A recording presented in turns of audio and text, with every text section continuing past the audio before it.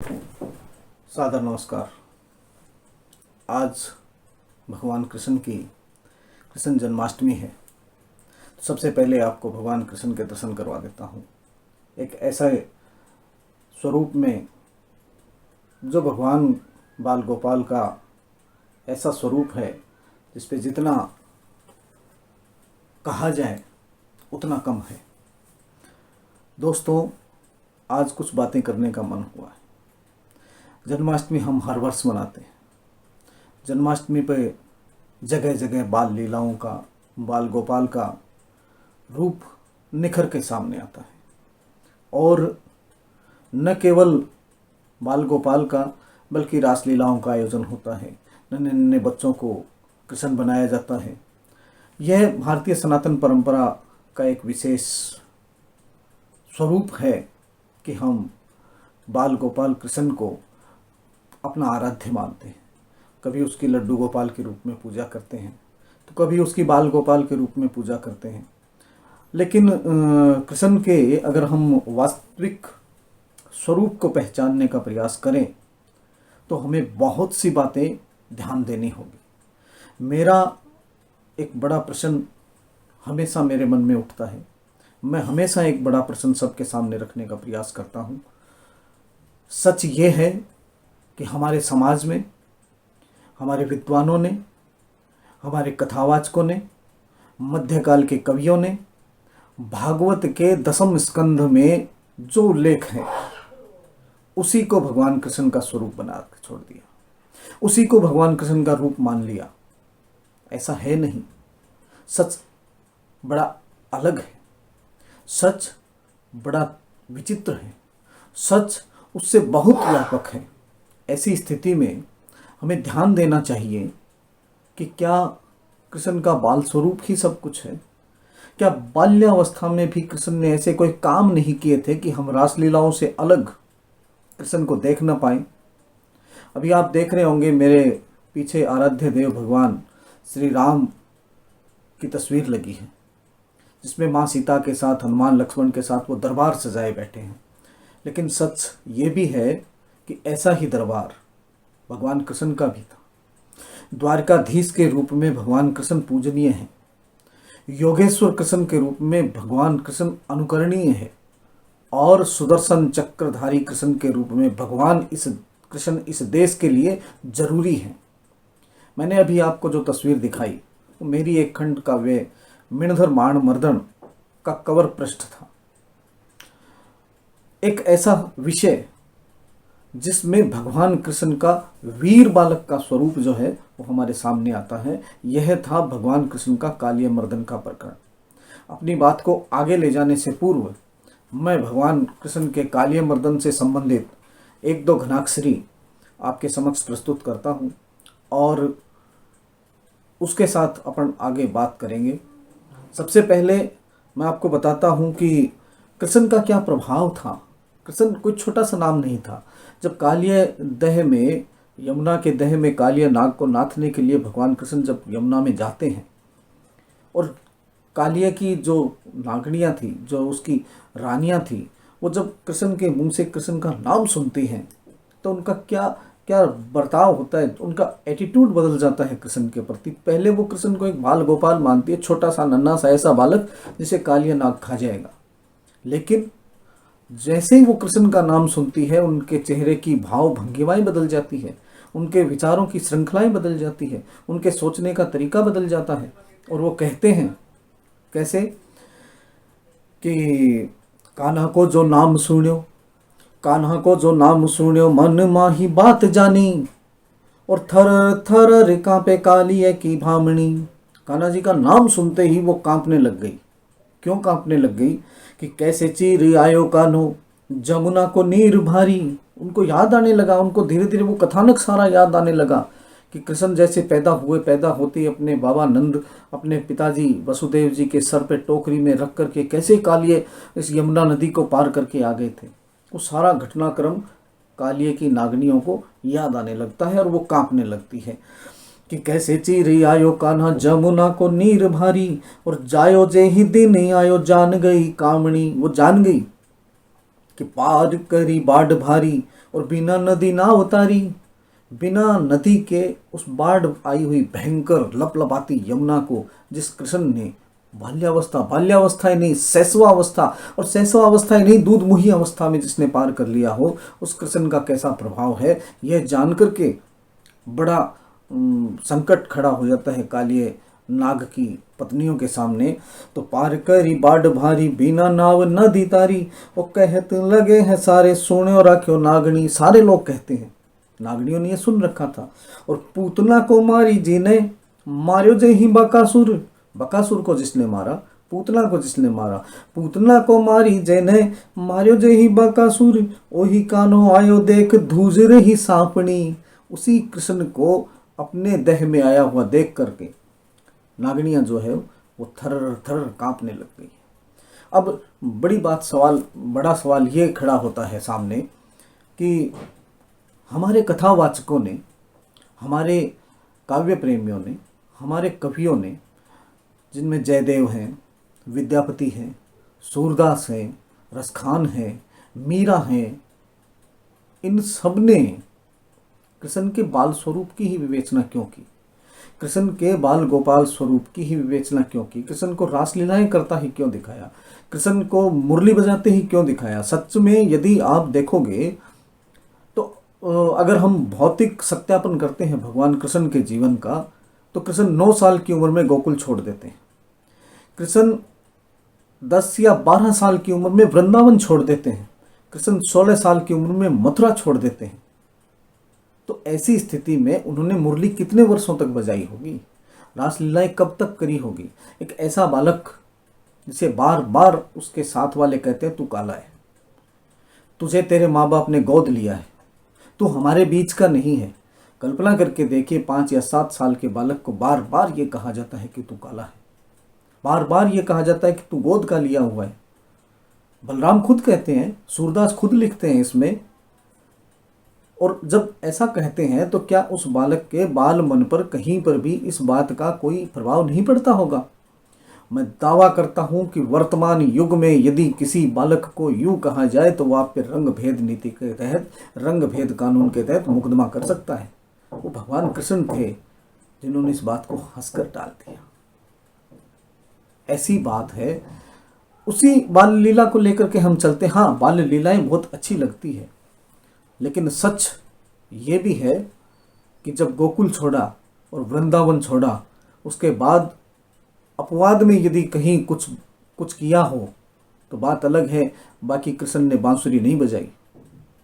16 से 18 वर्ष की उम्र में जब वो सांदीपनी गुरु के पुत्र पुनर्दत्त को लाने के लिए पांचजन्य दस्युओं से लड़ने के लिए जाते हैं और वहाँ से उनको पांचजन्य शंख मिलता है, उसके बाद में उन्होंने मुरली नहीं बजाई, सिर्फ पांचजन्य को ही फूंका था। भगवान कृष्ण वो पांचजन्य फूंकने वाले कृष्ण हैं।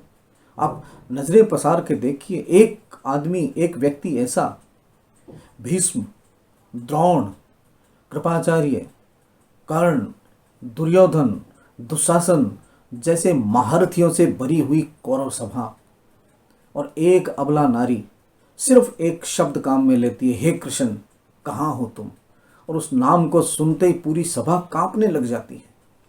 हाथी जैसा बल रखने वाला दुशासन एक जगह बुत बन जाता है और द्रौपदी की लाज बचती है। ये प्रभाव था कृष्ण का। ये प्रभाव एक दिन में पैदा नहीं हो जाता। ये प्रभाव पैदा होता है सत्य के पक्ष में अटल चट्टान की तरह खड़े होने से। ये प्रभाव पैदा होता है मन में धर्म को धीरज से धारण करने पर, और यह काम भगवान कृष्ण ने किया था। हमारे जितने भी बुद्धिवादी लोग हैं, ये क्यों नहीं बताते कि कृष्ण सिर्फ इतने ही नहीं कि उन्होंने लड्डू खा लिए, उन्होंने माखन चोरी कर ली, उन्होंने मटकियाँ फोड़ दी। अब मटकियाँ फोड़ने के प्रकरण पे ही आप ध्यान दीजिए। नंद जी के गौशाला में सैकड़ों गायें थी और नंद जी के यहाँ दूध, दही और माखन की कोई कमी नहीं थी, और नंद जी के इकलौते पुत्र थे कृष्ण। क्या उन्हें माखन की कमी रही होगी, दूध और दही की कमी रही होगी? जी नहीं, कोई कमी नहीं थी। तो फिर वो चोरी क्यों करते थे? फिर वो चलती राह पे गोपियों की मटकियां फोड़ क्यों देते थे? आप पूरे प्रकरण को ध्यान से देखिएगा, पूरे प्रकरण को पढ़िएगा, आपको पता चलेगा कि वो गोकुल का दूध, वो गोकुल का दही, वो गोकुल का मक्खन जाता था मथुरा के कंस के दरबार में, कंस के घर पे, कंस के परिवार को पालने के लिए। और कृष्ण ने उन मटकियों को पहले चुराया। चुराने से यदि माखन बच गया तो फिर उसको बीच रास्ते फोड़ करके मटकियां उनको गिरवा दिया, बिखेर दिया। हमारे राजस्थानी में एक कहावत है, खावा नहीं तो खिंडा दिया। वही बात मैं कहूँगा कि कृष्ण ने जितना खाया अपने दोस्तों को खिला सका उतना खिलाया, और बस जब बाकी बच गया और फिर भी कंस की नगरी में जाने लगा तो उस बाकी बचे हुए माखन को उन्होंने पत्थर से मटकी को फोड़ा और जमीन पे बिखेर दिया। गोकुल के बाहर उस माखन को जाने नहीं दिया। क्या ये सामान्य बाल घटना थी? जी नहीं। इसके पीछे का विज्ञान समझिए, इसके पीछे की पृष्ठभूमि समझिए, इसके पीछे की राजनीति समझिए। उन मटकियों को फोड़ करके, उस माखन को बिखरा करके कृष्ण ने कंस की सत्ता को सीधी सीधी चुनौती दी थी। यह राजनीति थी कृष्ण की, जिसे हमारे कथावाचकों ने, जिसे हमारे विद्वानों ने, जिसे हमारे व्यासपीठ पर विराजमान बड़े बड़े बुद्धिजीवियों ने सिर्फ और सिर्फ एक बाल लीला कह करके हमें ताली बजाने के लिए मजबूर कर दिया, ताली बजाने के लिए कह दिया, हाथी घोड़ा पाल की जय कन्हैया लाल की। अरे हाथी घोड़ा पाल की जय कन्हैया लाल की एक खुशी का त्यौहार है, बहुत अच्छी बात, लेकिन आप कल्पना करके देखिए उस बालक का जो अभी पैदा नहीं हुआ और उसको मारने के लिए उसकी माँ को कैद में डाल दिया गया, उसके बाप पे पहरे बिठा दिए गए और उससे पहले उसके 7 भाइयों को मार दिया, 6 भाइयों को मार दिया गया। अब कल्पना कीजिए उस बालक की जो अभी 6 महीने का दूध मुआ बालक है और उसको बकासुर मारने आ जाता है। आप कल्पना कीजिए उस बालक की जो खेल रहा है अपने बाल गोपाल साथियों के साथ और अघासुर उसको मारने के निगलने के लिए आ जाता है। पूतना उसको दूध के बहाने मारने आ जाती है और आप कहते हो बाल गोपाल की लीलाएं थी। संघर्ष को आपने सिर्फ लीला का नाम दे दिया। वो जीने का संघर्ष था कृष्ण का, वो संघर्ष था सत्ता के साथ कृष्ण का, वो संघर्ष था सत्य और झूठ के बीच का, वो संघर्ष था धर्म और अधर्म के बीच का, और आपने सिर्फ बाल लीला कह करके उस कृष्ण के संघर्ष का अपमान करने का अपराध सा किया है। इस अपराध को संवेरने की जरूरत है, इस अपराध से बाहर आने की जरूरत है। हमें बाल कृष्ण से बहुत प्रेम है, हम बाल गोपाल को अपने अंतस की गहराइयों से प्रेम करते हैं, लेकिन आप गीता के वक्ता कृष्ण को भूल नहीं सकते, जो बार बार कहता है यदा यदा ही धर्मस्य ग्लानिर्भवति भारत अभ्युत्थानम धर्मस्य तदात्मानं सृजाम्यहम् परित्राणाय साधूनां विनाशाय च दुष्कृतां धर्म संस्थापनार्थाय संभवामि युगे। ये जो कृष्ण ये कहता है, उस कृष्ण को आप भूल कैसे सकते हो? जब सत्य के पक्ष में पूरी दुनिया का सबसे बड़ा युद्ध लड़ा जा रहा था और सत्य के पक्ष में लड़ने वाले योद्धाओं में सबसे परम योद्धा अर्जुन जब अपने हथियार डाल चुका था, तब उस कृष्ण ने स्वयं उस युद्ध भूमि की कमान संभाली और अर्जुन को कृष्ण ने बताया कि ये जो जितने भी तेरे सामने खड़े हैं ये भले तेरे अपने हैं, लेकिन ये धर्म के हितैषी नहीं है, ये सत्य के हितैषी नहीं है, ये मानवता के हितैषी नहीं है। और जो मानवता का हितैषी ना हो, जो सत्य का हितैषी ना हो, जो धर्म का हितैषी ना हो, उसका मर जाना श्रेयस्कर होता है। चाहे वो भीष्म हो, चाहे वो कर्ण हो, चाहे वो दुर्योधन हो, चाहे वो कोई भी हो। कृष्ण ने सत्य की रक्षा के लिए, कृष्ण ने धर्म की रक्षा के लिए अपनी प्रतिज्ञाओं को रोज तोड़ा, अपने सिद्धांतों को रोज खंडित किया, लेकिन सत्य और धर्म को खंडित नहीं होने दिया। हम रणछोड़ कहकर के कृष्ण का उपहास उड़ा देते हैं, हम रणछोड़ कहकर के कृष्ण के मजाक बना देते हैं, हम रणछोड़ कहकर के कृष्ण की पूजा कर लेते हैं। क्या कल्पना है हमारी? किस कल्पना में जीना चाहते हैं? हमें हमारे धर्म शास्त्रों के व्याख्याकारों ने क्यों नहीं बताया कि जब रण में हम संघर्ष के लिए पूर्ण रूप से तैयार न हो तो शेर की तरह 3 कदम पीछे अगर कर लेते हैं तो वह कायरता नहीं होती, वह रण को छोड़ना नहीं होता, वह रणनीति होती है। और कालयवन के विरुद्ध में यही किया था। स्वयं नहीं मार सके कालयवन को तो मुचुकुंद के हाथों मरवा दिया, स्वयं नहीं मार सके जरासंध को तो भीम के हाथों मरवा दिया। सही समय पर सही शस्त्र का उपयोग करना हमें यदि किसी ने सिखाया तो वो भगवान योगेश्वर कृष्ण थे। जब चारों तरफ से सारी चीजें बंद होती दिखती है तब हम कृष्ण को याद करना चाहिए। वर्तमान दौर, वर्तमान युग एक अस्थिरता से माहौल से गुजर रहा है। चारों तरफ आतंकवाद अपने काले फन फैलाए बैठा है, चारों तरफ ऐसी ऐसी समस्याओं ने देश को घेर रखा है कि हम बाल गोपाल की पूजा में अपना समय व्यतीत नहीं कर सकते। हमें उस कृष्ण को बुलाना होगा जो पांचजन्य को फूंकता है। हमें उस कृष्ण को बुलाना होगा जो सुदर्शन चक्र धारण करता है। हमें उस कृष्ण को याद करना होगा जो महाभारत जैसे युद्ध में गीता जैसा ज्ञान अपने हृदय में ही नहीं रखता बल्कि सामने वाले के हृदय में प्रत्यारोपित भी करना जानता है। हमें उस कृष्ण को याद रखना होगा जो विश्व रूप में अपना स्वरूप दिखाता है और सारी दुनिया मुझसे लय है, सारी दुनिया मुझ में लय है, यह दिखाने का प्रयास जिस कृष्ण ने किया, हमें उस कृष्ण को याद करना चाहिए। बाल गोपाल की पूजा आज जन्माष्टमी के दिन करें। जन्मोत्सव बच्चे का मनाया जाता है, मैं भी मना रहा हूँ, आप भी मनाइए। आप सबको जन्माष्टमी की बहुत शुभकामनाएं। लेकिन इस देश को, इस राष्ट्र को, इस बीतती हुई, इस डूबती हुई मानवता को आज यदि सबसे अधिक जरूरत है तो विश्व रूप दिखाने वाले सुदर्शन चक्रधारी योगेश्वर भगवान केशव की आवश्यकता है। तो मेरा आह्वान आप सभी से रहेगा कि आप भगवान कृष्ण के बाल गोपाल स्वरूप को पूजिए ज़रूर, बाल गोपाल को अपने हृदय में रखिएगा ज़रूर, बाल गोपाल को अपने घर में विराजमान ज़रूर करिएगा। लेकिन जब ज़रूरत पड़े तो योगेश्वर कृष्ण को अपने साथ हमेशा रखिएगा। योगेश्वर कृष्ण के बगैर ये हिंदुस्तान आगे नहीं बढ़ सकता। योगेश्वर कृष्ण के बगैर ये हिंदुस्तान बढ़ नहीं सकता, दुनिया का गुरु पुनः नहीं बन सकता। और अगर हमें पुनः विश्व गुरु बनना है तो हमें कृष्ण की दी हुई शिक्षाओं पे आगे बढ़ना पड़ेगा। और कृष्ण ने हमें शिक्षा में क्या दिया था?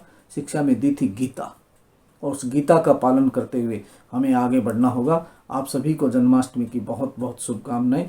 बहुत बहुत धन्यवाद। जय हिंद, जय श्री कृष्ण।